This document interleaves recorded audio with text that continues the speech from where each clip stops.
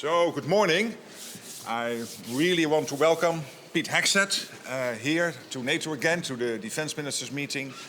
This will be an important meeting because we had a successful summit in The Hague.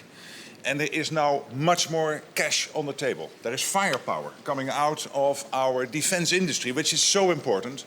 And we are doing everything collectively to keep Ukraine strong. But I particularly want to thank President Trump and you personally for your leadership and the whole team for the fact that NATO is now much stronger, more lethal, but it is also fairer.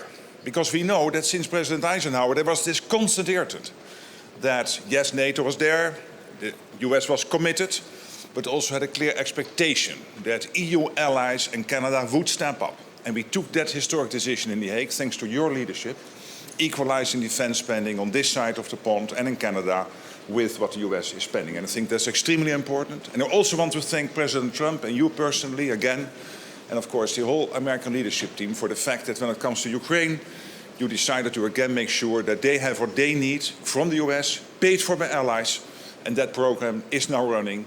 2 billion committed so far, and today I expect many new announcements of countries who will participate. So, all in all, we are making great progress. Again, thank you so much, Pete, for everything you are doing. Mark. It's great to see you. Great to see you. Absolutely. Great to be here. And Mark mentioned it, firepower. That's what is coming, we expect and is coming from NATO.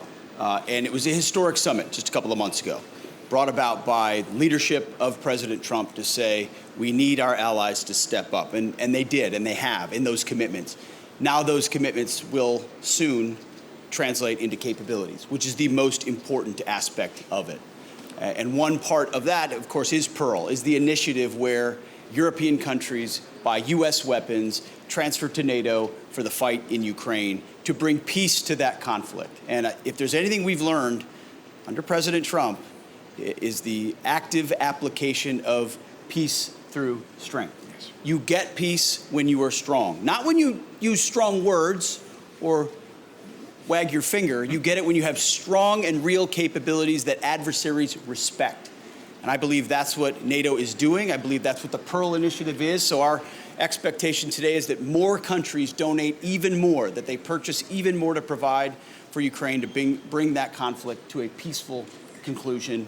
I would also note a historic moment as well for a lot of things to happen, given what the president's been able to do in Gaza and throughout the Middle East. I think the world is seeing that we have a peace president who seeks that peace through standing by those that stand with the United States and stand for peace, which is what we saw there, and I hope we can see in Ukraine. So that's the focus of our efforts. We're going to be strong to bring that about, and thanks for having us.